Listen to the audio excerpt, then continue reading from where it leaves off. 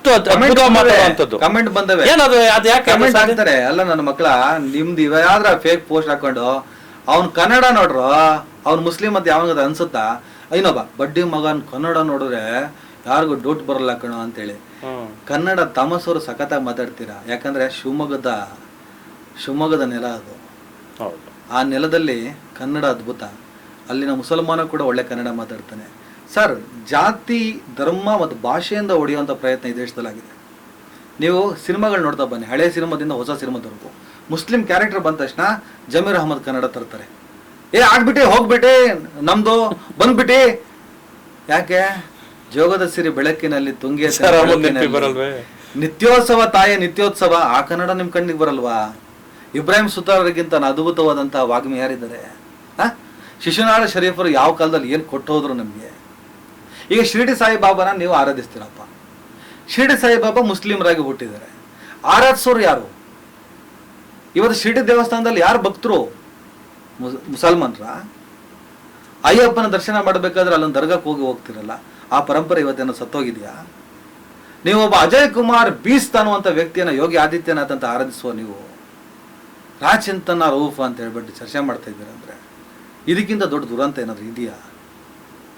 ನೀವು ವಿಷಯಾಧಾರಿತವಾಗಿ ನಿಮ್ಮ ಅನುಕೂಲಕ್ಕೆ ತಕ್ಕ ಹಾಗೆ ಅನುಕೂಲಕ್ಕೆ ತಕ್ಕಂಗೆ ಮಾತಾಡ್ತೀರ. ಕನ್ನಡ ಸರ್, ಕನ್ನಡ ಅಷ್ಟು ಅದ್ಭುತ ಕನ್ನಡ ನಮ್ಮ ಓದು, ಕನ್ನಡ ನಮ್ಮ ಬೆಳವಣಿಗೆ. ನಾನು ಡಿಜಳ್ಳಿ ಕೆಜಳ್ಳಿ ಆದಾಗ ಒಂದು ವಿಡಿಯೋ ನೀವು ನೋಡಲೇಬೇಕು ದಯವಿಟ್ಟು, ಅದ್ರಲ್ಲಿ ಹೇಳ್ತೀನಿ. ಟ್ಯಾಂಡ್ರಿ ರೋಡ್ನಿಂದ ನಾಗವಾರದವರೆಗೂ ಗಲಾಟೆ ಆಯ್ತಲ್ಲ, ನಾಗವಾರದವರೆಗೂ ನೀವು ಅಲ್ಲಿ ಎಲ್ಲ ಮುಸ್ಲಿಮ್ಸ್ ಮಾತಾಡಿ 90% ಮುಸ್ಲಿಮ್ರು ಕನ್ನಡ ಬರಲ್ಲ.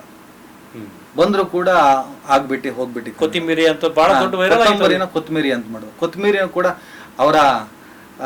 ಅವ್ರು ಯಾಕೆ ಹಾಗೆ ಮಾತಾಡ್ತಾರೆ ಅನ್ನುವಂಥ ಅನಾಲಿಸಿಸ್ ನಡೆದಿಲ್ಲ. ಅವ್ರನ್ನ ಅದನ್ನೇನು ಸಂಭ್ರಮ ಪಟ್ರೆ ನೀವು. ಸರ್, ನಿಮಗೆ ಟ್ಯಾಂಡ್ರಿ ರೋಡಿಂದ ನಾಗವಾರದವರೆಗೂ ರಿಸರ್ಚ್ ನಂದು ಒಂದು ಆಟದ ಮೈದಾನ ಸಿಗಲ್ಲ ಸರ್. ಅರೆ, ಆಟದ ಮೈದಾನಕ್ಕೂ ಕನ್ನಡಕ್ಕೆ ಏನೋ ಸಂಬಂಧ? ಈ ಚಿಂತನ್ನೋ ರವೂಫು ತೀರ್ಥಹಳ್ಳಿಯ ಆಟದ ಮೈದಾನದಲ್ಲಿ ಪ್ರತಿದಿನ ಕ್ರಿಕೆಟ್ ವಾಲಿಬಾಲ್ ಆಡ್ತಾ ಇರಬೇಕಾದ್ರೆ ನನಗೆ ಪ್ರಶಾಂತ ಇದ್ದ, ಸಂತೋಷ ಇದ್ದ, ರಾಜೀವ ಇದ್ದ, ಕುಮಾರ ಸಿಕ್ಕಿದ್ದ, ಎಲ್ಲರ ನಡುವೆ ನಾನು ಕ್ರಿಕೆಟ್ ಮತ್ತು ವಾಲಿಬಾಲ್ ಆಡ್ಕೊಂಡು ಬಂದೆ. ನಾನು ಒಬ್ಬನೋ ಇಬ್ಬನೋ ಇದ್ರೆ 10 ಜನ ಅಚ್ಚ ಕನ್ನಡ ಮಾತಾಡುವರ ನಡುವೆ ಬೆಳ್ಕೊಂಡು ಬಂದೆ. ಸಂವಹನ ಸಾಧ್ಯ. ಟ್ಯಾಂಡ್ರಿ ರೋಡ್ ಟು ನಾಗವರ ಆಟದ ಮೈದಾನ ಇಟ್ಟರೆ ಅಲ್ಲಿ ತಾನು ನಿಮಗೆ ಪ್ರಶಾಂತನೋ ರಾಜೀವನ ಸಿಗೋದಕ್ಕೆ ಸಾಧ್ಯ.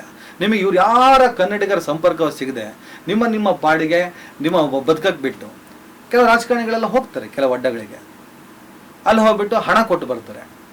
ಓಕೆ, ಅವನು ಒಬ್ಬ ದಾನಿ ಅಂತಲೇ ಇಟ್ಕೊಳ್ಳಿ, ಒಂದು 5,000 10,000 ಕೊಡ್ತಾರೆ. ಅದೇ ಹಣದಲ್ಲಿ ಆ ಭಾಗದಲ್ಲಿ ಈ ಮಾಸ್ಕಿಟೋ ಸ್ಪ್ರೇಗಳನ್ನು ಮಾಡಿದ್ರೆ ಕನಿಷ್ಠ ಒಂದು 25 ಜನಕ್ಕೆ ಪ್ರತಿ ವಾರ ಡೆಂಗ್ಯೂ ಬರೋದು ತಪ್ಪುತ್ತೆ. ಅವ್ರು ಅದಕ್ಕೆ ಕೆಲಸ ಮಾಡಲ್ಲ. ಯಾಕೆ ಹೇಳಿ? ಅವ್ರಿಗೆ ಡೆಂಗ್ಯೂ ಬರೋದೇ ಬೇಕು.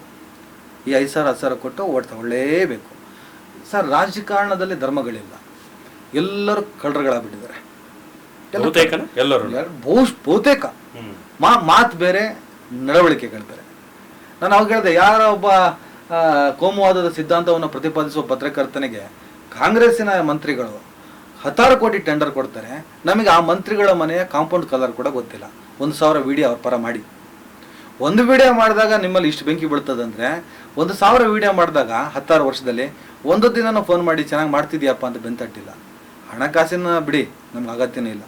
ಬೆಂತಟ್ಬಿಟ್ಟು ಸಖತ್ತ ಮಾಡ್ತಿದ್ದೆ ತಮ್ಮ ಸರ್, ಏನ್ರಿ ಚಾನಲ್ ಮಾಡ್ಕೊಂಡಿದ್ರೆ, ಒಂದು ಆಫೀಸ್ ಮಾಡ್ಕೊಂಡಿದ್ರೆ 4-5 ಲಕ್ಷ ಖರ್ಚಿದೆ, ತಮಸ್ ಚೆನ್ನಾಗಿ ಮಾಡ್ತಿದ್ದೀರಿ, ಏನು ಬೇಕ್ರಿ ನಿಮಗೆ? ನೀವು ಕೇಳಲ್ಲ. ಯಾಕಂದರೆ